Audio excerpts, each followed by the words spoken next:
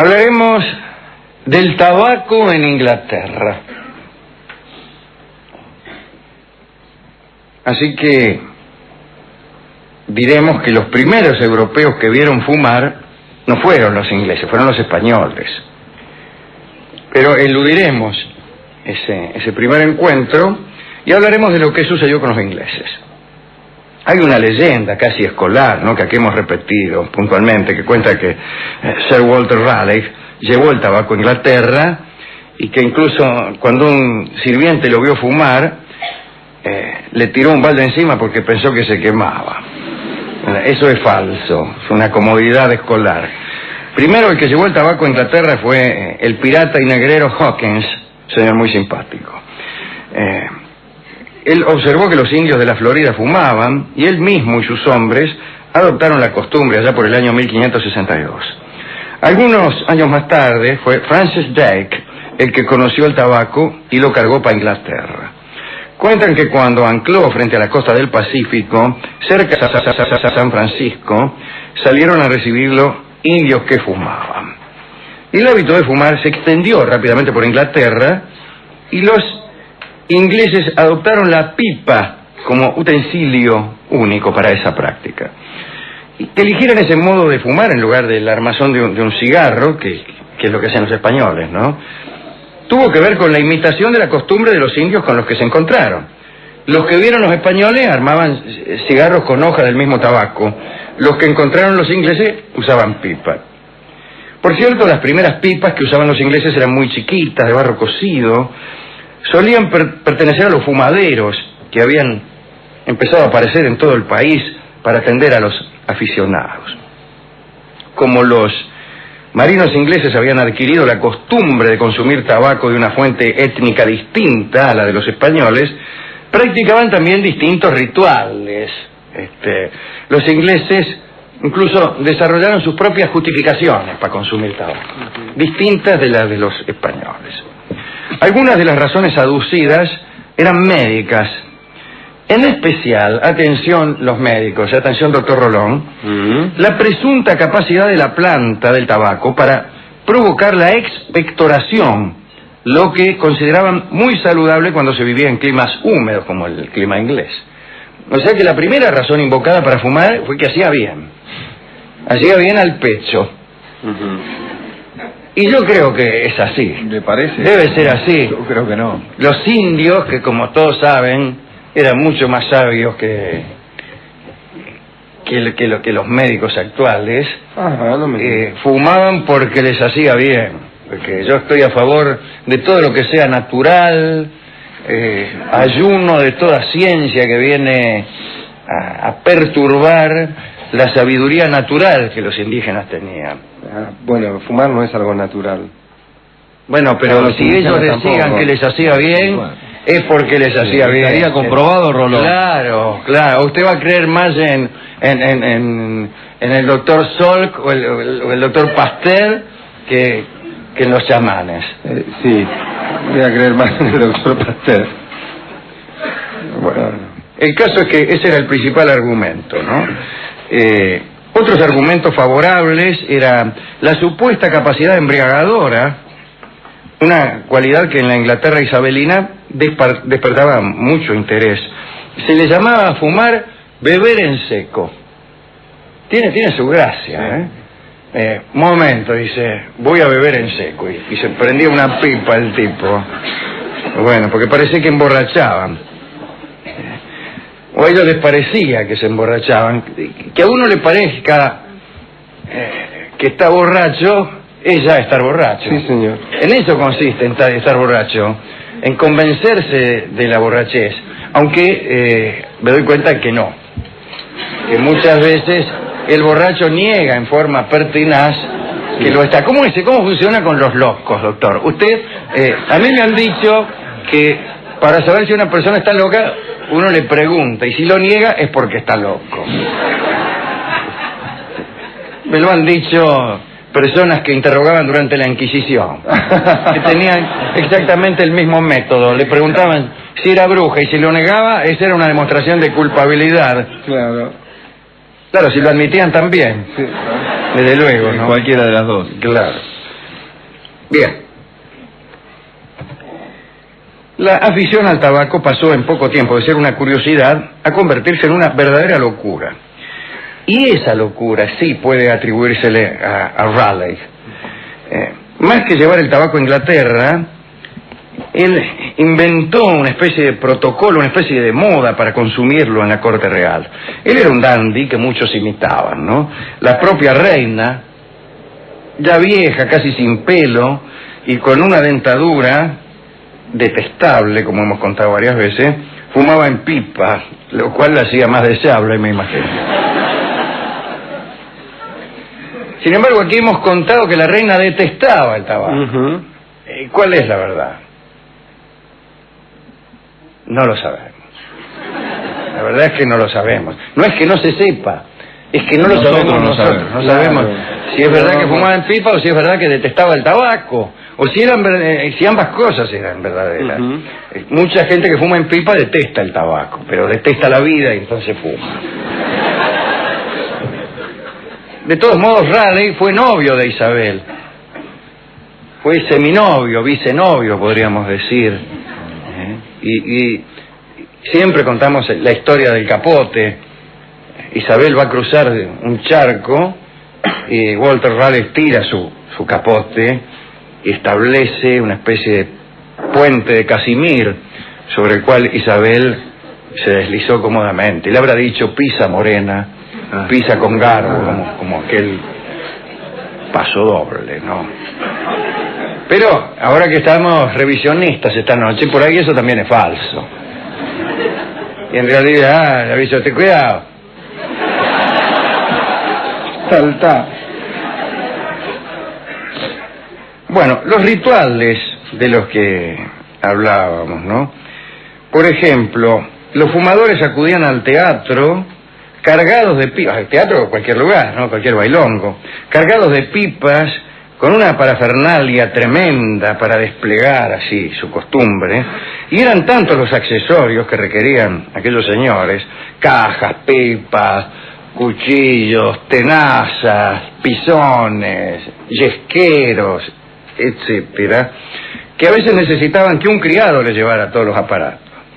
El hecho de sacar humo por la boca no les parecía suficiente y lo embellecieron con una serie de gestos y de mímicas hasta convertirlo en un juego de salón. Por ejemplo, era inadmisible lanzar el humo con el sonido de un soplido. No, el humo debía salir silenciosamente de la boca. Se esperaba que los fumadores fueran capaces de realizar una larga serie de pequeños trucos mundanos, ¿no? Incluidas contorsiones faciales para expeler el humo en nubes de cuidada forma. Me refiero a las volutas. Aunque, bien, estos círculos de humo que algunos tienen la habilidad de hacer salir de su boca. Dice el cronista que Christopher Marlowe y Ben Jonson eran excelentes forjadores de maravillas de humo. Las pipas se encendían con una brasa que se pasaba de fumador a fumador, clavada en la punta de una espada. Extraordinario. Muy bien. Bien. Solo había un obstáculo en la atracción que sentían los ingleses por el tabaco, y era el precio. Era carísimo. Todavía no había plantaciones en América, y la provisión llegaba únicamente del comercio con otras potencias, o del saqueo o del contrabando.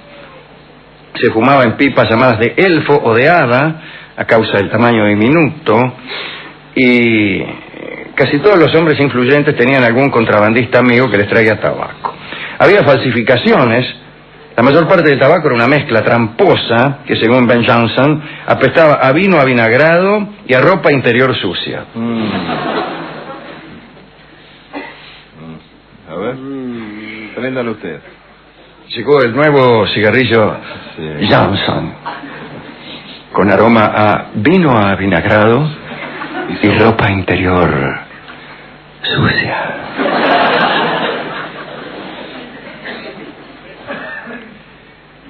Este tema de la adulteración fue aprovechado por los puritanos, para quienes el cuerpo humano era el templo de Dios y no podía ser mancillado. Así que en 1602 se publicó el primer folleto inglés contra el tabaco. Decía: márchate de aquí, ídolo pagano, planta oscura. No te acerques a nuestras costas para alimentar a los caballeros de pocas luces con tu olor, que ha sido enviado por el diablo, etcétera. Esa persecución contra el tabaco se intensificó cuando murió Isabel y pasó a gobernar Jacobo. El Jacobo era un perseguidor de brujas más que nada, ¿no? En 1597 había publicado un tratado sobre demonología en el que proclamaba la necesidad de castigar con dureza a los seguidores de Satán.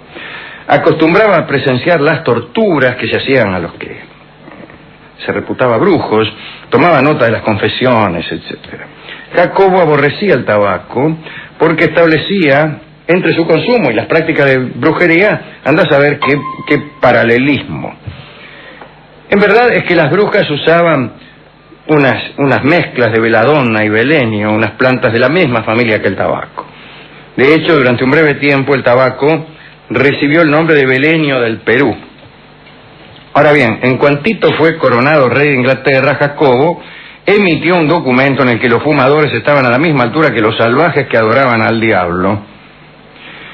Pero el documento fue ridiculizado. Cuando el rey se dio cuenta de que su retórica no había dado resultado, recurrió a la única arma que tenía contra el tabaco, los impuestos. En el mismo año de la publicación del documento, Jacobo I aumentó en un 4000% los aranceles sobre el tabaco. A ver si te gusta. Así que muchos ingleses debieron abandonar el vicio. Otros huyeron hacia América nada más que para fumar barato. Y allí comenzó a forjarse la región de Virginia como centro de una producción notable, alejada de la influencia de Jacobo. Un detalle último. Entre los fumadores y los comerciantes del tabaco que perdieron todo favor en tiempos de Jacobo, estaba naturalmente el propio Sir Walter Raleigh, que fue decapitado en 1618, no por fumar, ¿no? Imagínense. De acuerdo con la crónica, sin embargo, su último acto en este mundo consistió en fumarse una pipa de tabaco, que tanto le gustaba. Y cuentan la siguiente historia respecto del desdichado Raleigh. He contado todo esto nada más que para justificar esta última historia. Un día la reina Isabel le preguntó a Raleigh si era capaz de pesar el humo de su pipa. Y él respondió que sí. La reina apostó que no. Unos días después Raleigh le dijo a Isabel que el humo de su pipa pesaba 3,5 gramos. La reina quiso saber cómo había hecho para pesar el humo. Y la respuesta de Raleigh fue la siguiente: he pesado el tabaco antes de encender la pipa, la ceniza después de fumada la pipa, y la diferencia, 3,5 gramos, es el peso del humo. Y la reina aceptó esa derrota. Extraordinario, considerar esa diferencia entre algo que aún no ha sido quemado y sus cenizas como el peso del humo, ¿no? Bien. Muchos físicos han tratado de pesar otras cosas todavía más difíciles de apreciar que el humo. Después de todo, el humo se ve, se huele, se aspira, tiene existencia. Pero, ¿cómo pesar? Y aquí va una pregunta para usted, Rolón, ¿cuál es el peso de una neurosis? Muy sencillo. Muy sencillo. A ver, ¿cómo se pesa primeramente a un neurótico? Después se lo somete a tratamiento psicoanalítico y una vez dado de alta se lo pesa de nuevo.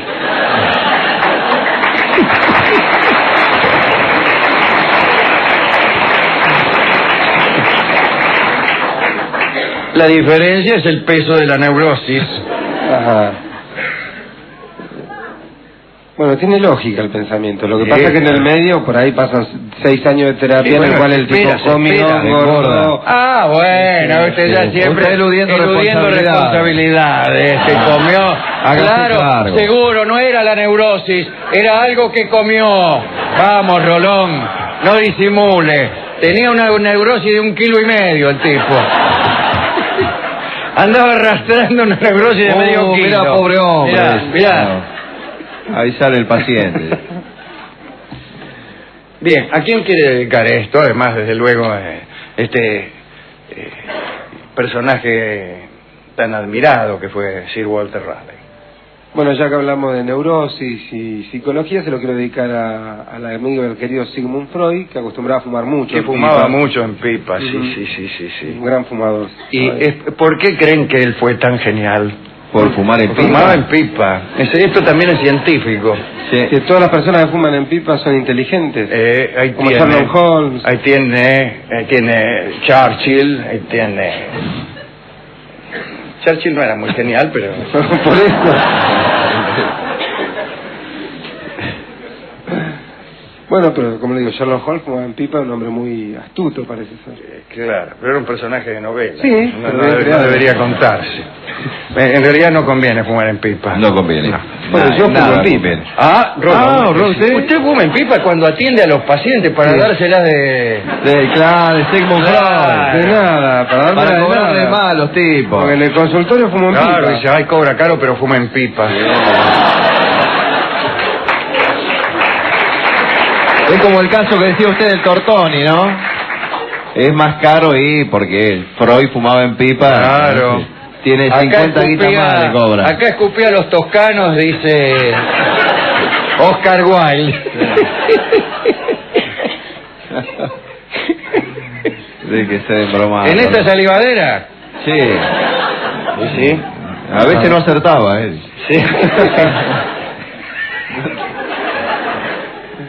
Nosotros compramos acá en el Tortoni, unas salivaderas gigantes, a prueba de malas punterías, porque al principio teníamos salivaderas muy pequeñas y para acertar había que tener muy buena puntería. Entonces ya pusimos unas salivaderas enormes y venían gente incluso de nula puntería, como el ya mencionado Florencio Sánchez, Evaristo Carriego, etcétera. Y acertaban siempre. Ya de lejos escupían y acertaban. Tenía la costumbre Charles de Justin, cuando entraba acá al Tortoni, desde la puerta escupía. Sí. Y acertaba. Era como un saludo, ¿no? Sí. Bueno, pero no veo por qué estamos hablando de escupidas ilustres. Esa es otra charla. No. Estamos hablando de tabaco. Sí, estamos hablando de tabaco. Hemos ido entonces a la discoteca y hemos hecho la siguiente pregunta. ¿Qué tango podríamos escuchar sobre el tabaco? ¿Y qué respondieron? Tabaco. Y escucharemos entonces el bellísimo tango que se llama Tabaco en la versión de Libertad Lamarque, que probablemente la mejor de todas. Adelante.